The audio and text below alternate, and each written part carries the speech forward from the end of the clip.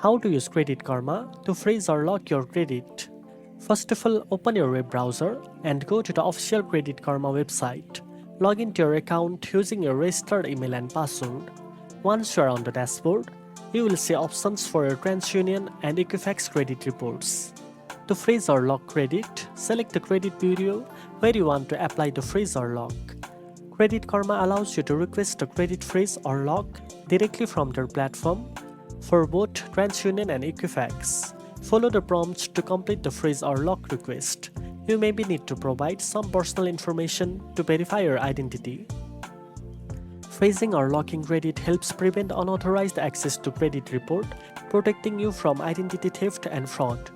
Remember, a credit freeze restricts all access to your credit report, while a credit lock offers more flexibility but similar protection.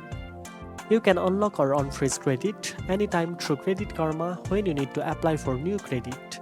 Now you know how to use Credit Karma to freeze or lock your credit to keep your information safe. If you found this video helpful, don't forget to like, share and subscribe for more financial tips. Thanks for watching and I'll see you in the next one.